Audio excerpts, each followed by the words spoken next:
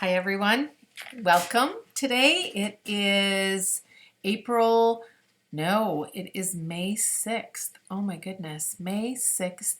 And you are seeing me, Bobby, on the Salty Patriot. And I'm so excited that you're here. Today we're going to talk about life.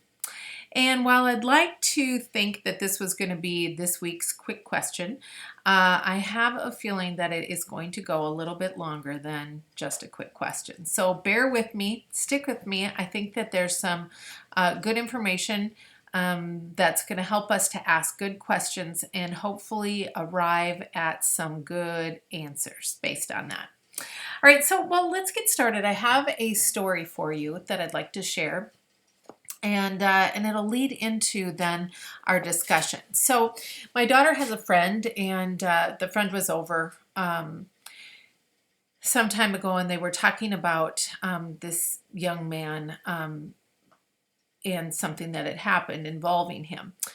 And the situation that it involved a bird's nest, and in the bird's nest was a baby bird and some eggs. And the baby bird had fallen out of the nest. And what happened was the boy had taken the nest along with the eggs and destroyed it, and then also stepped on or threw the baby bird, and it ended up dying. So, needless to say, we were pretty appalled by those actions and concerned about it, how someone, and discussed how someone could do such a thing. And I'm wondering if you're equally as appalled about that as we were. That here you have this life and potential life, and this person just without any conscience goes ahead and destroys it. Well, I've been thinking a lot lately, and what I'm having a difficult time with is separating that scenario from abortion. Abortion is the ending, the elimination of a life. And we as humans, and many human activists and animal rights activists, tirelessly work to preserve the life, if you're an animal activist, of animals, right? The sea turtles and their eggs on the shore, and we mark off where they're going to be, and barricade people out from disturbing that area, and don't use lights in the evening, and just all sorts of rules and things so that we don't disrupt life and life from happening. Yet we in America and throughout the world don't even bat an eye at the lives that are being exterminated through abortion. So I'd like to spend some time asking some really hard questions regarding this topic, because I think that it's time for all of us, especially as Christians, to stop and do some evaluation around this topic. So let's start with some statistics. Some statistics. So basically what I found when I was trying to research this a little bit further is that there are two agencies that report on the number of abortions that are completed in the United States. One is called the Guttmacher Institute, and then the other is the CDC. Well, I don't know about you, but I'm not really feeling real confident in any of the information that the CDC is providing. I actually did not find specific numbers from them anyway, but even if I had, we would definitely take those numbers with a grain of salt, because just in the instance of the virus that is that we are dealing with within our country, the information and misinformation and modified information don't lead to much confidence for me personally. I don't know about you. But so let's take a look at what the Guttmacher Institute had to say. They they sent out a questionnaire to abortion providers, and they had a 59% return of the of the questionnaires from the providers. And what they found was, and they actually then utilized some information, I think, from the CDC and then some other sources to get a pretty fair general estimate of a number that they believe to be accurate of 889,000 abortions in the year 2019. 889,000 lives that were ended in 1 year.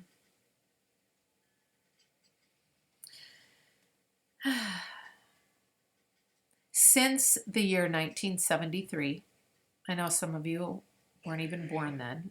I was, not by much, but I was. Since that time, since that year, there have been greater than 60 million abortions. 60 million abortions. That's 60 million human beings that never were able to fulfill the calling that God had placed on their life.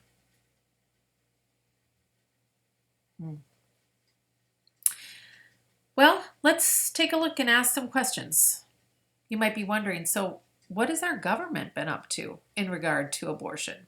Well, let's take a look. So primarily what I found was that over the course of the last few months, Biden and his administration have been on a mission to dismantle all of the safeguards for the unborn since they took office. On April 30th, an article was written by Alexandra DeSanctis on Yahoo News, which I was surprised to find it on there, but it was on Yahoo News, which reported that Alexis McGill Johnson of Planned Parenthood stated that she had been working closely with the Biden administration and their transition team, and that she expected that Biden would follow the marching orders where it came to abortion. Can you imagine speaking that way about your president? Saying or suggesting that he'll follow marching orders? I don't know. I'm not really sure where respect has gone within this country, or who would in their right mind would think that they would speak that way about the president of their country, that he will follow marching orders. Intriguing. I think it says something about where we're at, though, as a nation. So one of the Biden administration's first actions took place when they approved the stimulus bill. In it, they allotted $50+ billion to Planned Parenthood to promote abortion globally. You might be wondering, well, how are they going to do that? Well, did you know that Planned Parenthood has a global arm to it as well? So they have been for many, many, many, many years also working throughout the whole world to bring about their services, shall we say. So let's take a moment and to insert just a little bit of information about Planned Parenthood, because I know when I found this information, because a long time ago, and it was many years ago now, that I really wanted to understand. I wanted to understand because you would hear that it's really a good agency. Oh, they provide services for people who can't afford it. And certainly I appreciate, if a woman can't afford a mammogram, that one would be provided to her. So my thoughts since that time, as I've grown to understand some things, are that if you probably cannot afford, or if you cannot afford a mammogram, that probably you would qualify for some type of medical assistance. So that wouldn't necessarily require you to attend or seek that type of treatment from a service like Planned Parenthood. That probably you would just qualify, which would provide you even for ongoing treatment as well. So, really, I mean, mammograms, we had to just pay for one. I think it was a couple $100. So, yes, would have I rather spent that $200 in another way? Probably, but they're pretty affordable. And so, if you are unable to afford them, I'm thinking that that means that you probably would qualify for some medical intervention or assistance there that you could apply for that wouldn't require Planned Parenthood's intervention. And I know that there are some of you that really believe that it is a worthy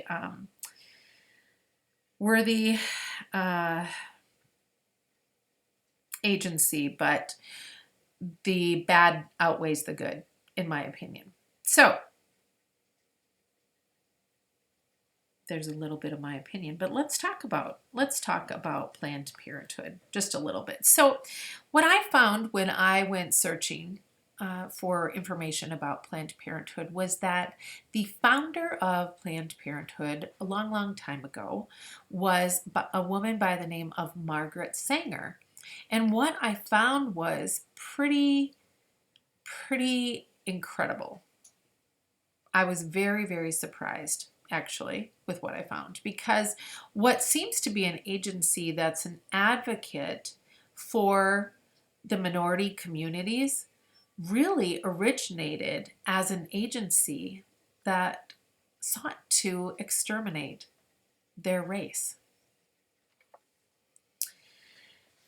So Margaret Sanger had an underlying agenda for Planned Parenthood since its inception. When I checked a few months ago, because I was looking to share some quotes of hers with someone, a lot of the information that I had initially found was gone. Isn't that interesting? It seems to be happening a lot with negative information that we really don't want anybody to know about. It seems like it's been scrubbed. Is that possible? Do you think that's actually possible in this world, that people would remove information that wouldn't bolster their opinion, so we actually can't even find the truth? Interesting. But what I found today when I was looking for that was that Planned Parenthood has recently, like within this year, 2021, acknowledged that Margaret Sanger was in fact a racist, and that they needed to acknowledge that and did not agree or get on board with any of it. So that was interesting. I thought that that was encouraging. You know, they said that she was a racist and had racist behavior and ideologies, and they've spoken out against them. All the while, though, interestingly enough, still offering the same exact services that she did when the organization originated. So I thought that I would share some of Margaret Sanger's opinions and positions with you, and feel free to fact check these by searching them out yourself. I always encourage you to do that. I understand where it would be difficult to believe that such a person really existed, and her agency, which has lauded and defended, is lauded and defended by so many, that these positions in this information, could actually be accurate. I get that that's hard to believe. So these are some things that Margaret Sanger said. She's in regard to blacks. She suggested that we eliminate waste and that we create a race of thoroughbreds. A quote: "We don't want the word to get out that we want to exterminate the Negro population." I did read somewhere that she actually paid African American ministers to encourage their parishioners to come to Planned Parenthood and receive services. So some of the churches of that time sold out, sold their own people out. Very disheartening. She also had this quote: "The most merciful thing that a large family does to one of its infant members is to kill it." I have 6 children. I don't know if that's, what exactly her definition of a large family is. I guess in 2021, that's considered a large family. Not really sure how my son, who's the youngest, would feel about that. If he would feel that it was the most merciful thing to do to kill him. That's insane. And she described certain people, depending upon who you were and your race, as being fit and unfit. The interesting thing about Planned Parenthood is that Black babies have disproportionately been aborted over time. So if you are anti-racist, which I certainly hope that you are, your ears better be doubly perking up and asking some questions about what exactly is going on here. What exactly is going on? Why were they targeting Black babies? Why were these people who presented themselves as progressive thinkers specifically enticing Black pregnant women into their organization for abortions? There's a whole lot of information about this, but you can get busy and search that out yourself. Once you start digging, your mind will be blown. So Margaret Sanger was a eugenist, and just for a little icing on the top, guess whose dad worked alongside her on the board of Planned Parenthood at one point?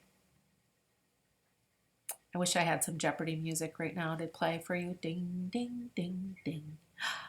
Surprise!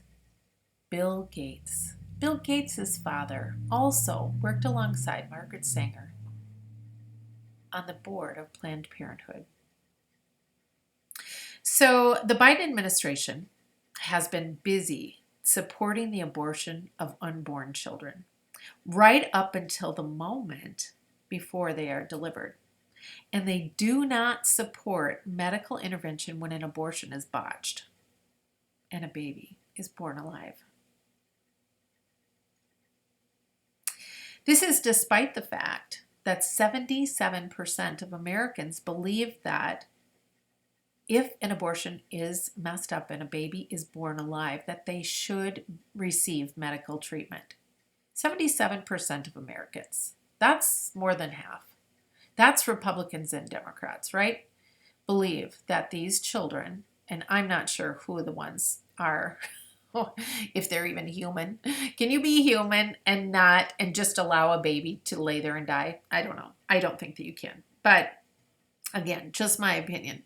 But Americans, and this restores some faith in our country, right? And our people that 77% believe that born under these circumstances, they should receive medical treatment. So all Democrats except 2 voted against it.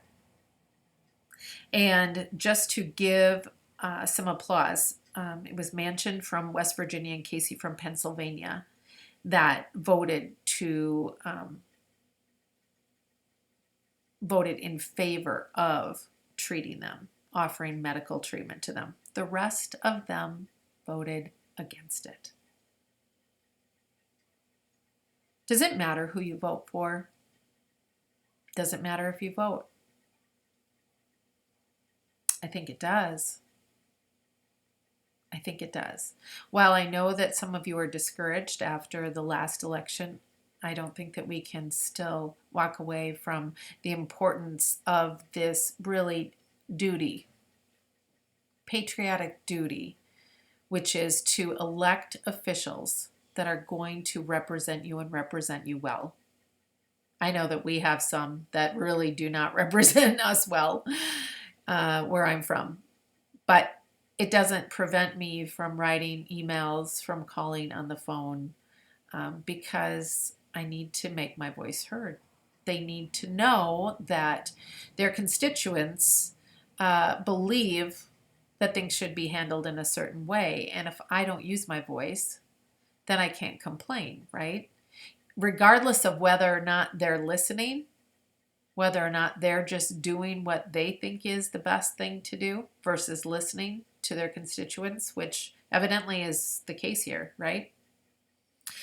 So the vote was for this 52 to 48, and they needed 60 to pass it to protect these babies. And they had so many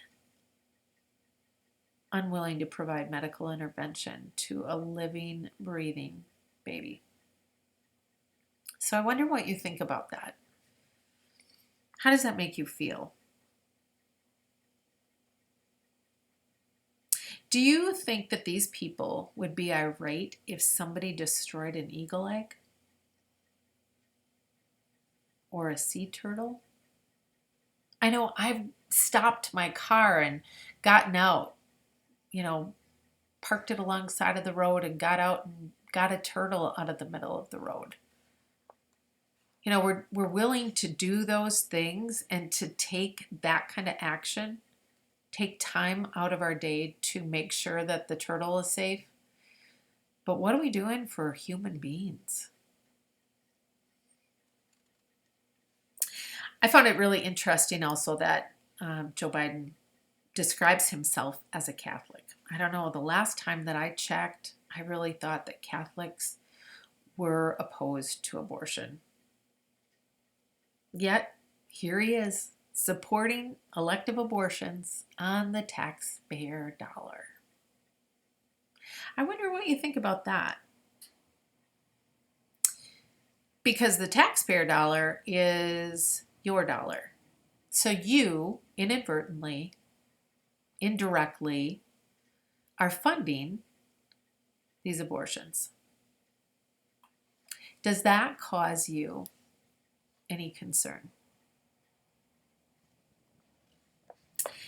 Then, an individual by the last name of Becerra, and I'm not positive that I'm pronouncing that correctly, became the Biden administration's pick for the Health and Human Services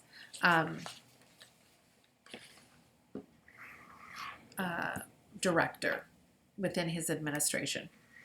Just going to shut that off. He was the California Attorney General, and he became and was approved, which again makes me wonder, the Health and Human Services Director. And he has a long history of advocating for abortion, including, this is the doozy, partial birth abortions. What does that mean?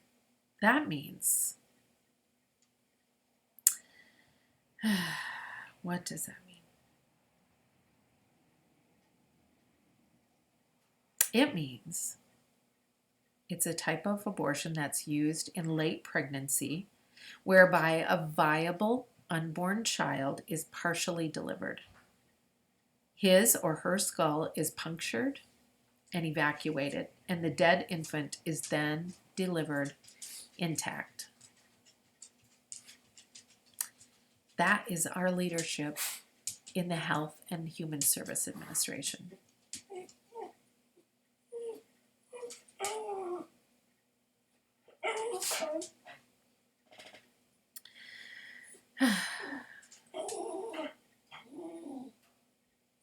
So, aside from that, we have the FDA, which has chosen recently to remove safety standards for the chemical abortion drug Mifeprix. You don't need to have an in-person appointment for this drug, and there's substantial evidence that chemical abortions pose a significant risk to women. So, making an in-person appointment is very wise. So that has been also recently approved under the Biden administration. So what are you thinking so far? Are you thinking that things are going the way that line up with your morals and your values, or what are you thinking? So now that we're armed with some information, let's see how it lines up with our faith. Firstly, let's establish this. Are you a Christian? If you're not, please email me at saltypatriotmama@gmail.com, and I would love to have a conversation with you about that if you are not, because there is no better time than the present to receive Jesus and the free gift of salvation that he offers. But for those of you who do identify yourself as a Christian, I'm just wondering, also, do you really believe what the Bible says? I feel like there's a lot of Christians that I've talked to who, say, well, I don't really know, there's this and there's that. But does it matter what our opinion says or how we feel about something, or that we don't want to, we may not know somebody's situation, or, well, I don't want to, choose for other people, or, make these decisions. But what does the Word of God say? And is that really the rule of law in our lives? Is that what leads and guides and creates the parameters for us to live in this world? Or are they just some things that were written a couple thousand years ago? It's something to think about. Well, let's just look at a couple of scriptures that might help us determine about which side of the fence that we should be on. And I don't even mean just should be on, but actively be on. In Jeremiah 1:4-5, it says, "Now the word of the Lord came to me, saying, Before I formed you in the womb, I knew you, and before you were born, I consecrated," which means made you holy or set apart for a higher purpose, you. "I appointed you a prophet to the nations." So God knew Jeremiah before he formed him in the womb. And before he was born, he made him holy. He set him apart for a higher purpose and appointed him a prophet to the nations. All of that happened before he was born. Do you think that God values the unborn life? Do you think that he has a plan and a purpose for every single one of those babies whose life has been ended? I don't think that we can dispute it. And if you think that you can, I don't think that you're really believing the Word of God. Also, Proverbs 24:11-12 says, "Rescue those who are being taken away to death." And that's part of that scripture, actually. So, rescue those who are being taken away to death. Proverbs is a book of wisdom. We want to have God's wisdom. So we're being told that we should rescue those who are being taken away to death. So I wonder what we're doing to rescue those. We really can't sit on the sidelines anymore, brothers and sisters. We cannot sit on the sidelines anymore, because look at where it all started. It started right with just this benign argument. Well, it's it's a fetus. Its heart isn't even beating. Well, then we found out how early their hearts begin to beat, right? And even so, it's an organism that's growing and becoming and changing. Either something is alive or it's dead, right? I mean, can you be in between? Is there such a thing as in between? Either you're alive or you're dead. Or alive or not alive. Whatever you want to call it. But is that organism, is it growing? Is that baby? It is a baby going to be a baby when it comes out completely. It's a baby to me the minute that it's created. But, there's all kinds of technical terms. Well, think about that. Think about the beginning. I used to hear the arguments about well, I can't say anything because, well, what about, those that are raped or those that are, uh, have some type of, there's a threat to the mother. Well, when I looked up those statistics, let me just try to find those here for you. And maybe I didn't write them down, but they were minuscule, like 0.01% or 0.5%. I don't know. It was something. It wasn't even a full percent of the abortion cases that have been recorded were actually as a result of rape. And the other situations were, certainly below 5%. So 3, maybe 4% were that it was a threat, that the baby had some defect, that the mother had some, medical emergency. And so these situations are, well, I fully will attest to a situation, a case that I've heard of a mother who was raped, and she had a beautiful baby boy that she raised and loved. That baby was hers, regardless of how it came to be. And while it wouldn't be easy, certainly it would be difficult to make that and deal with that type of situation.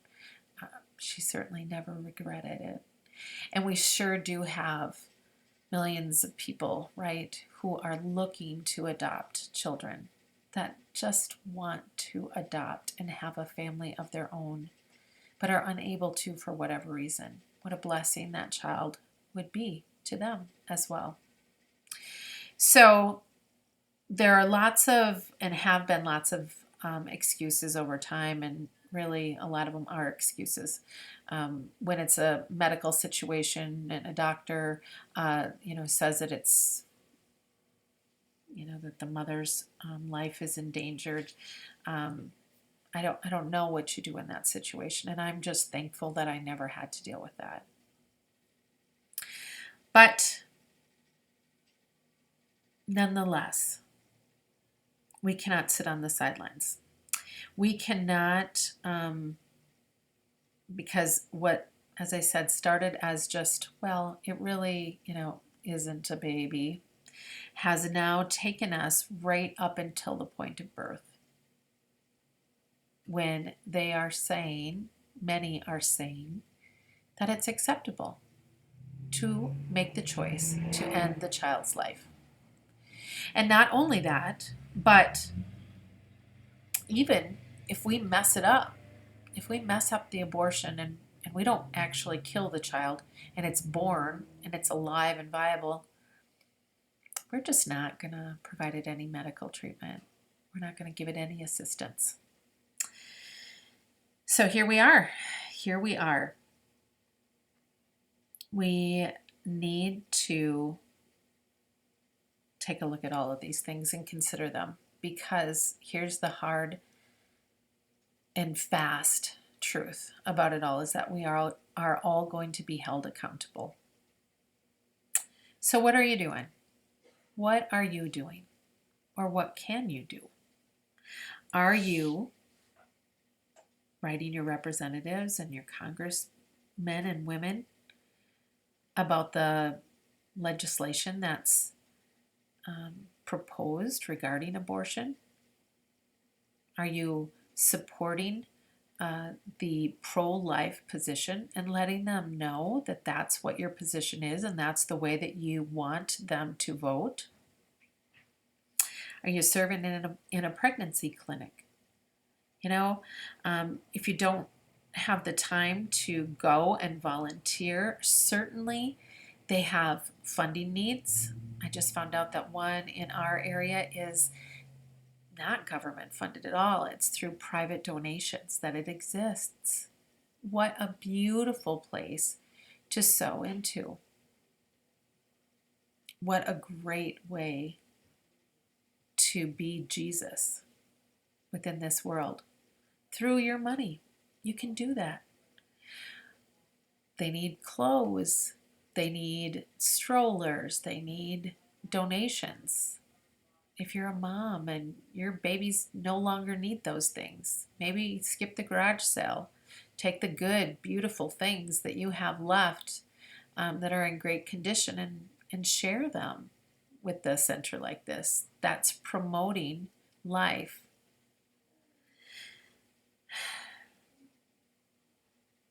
What about educating people about what's happening within their states?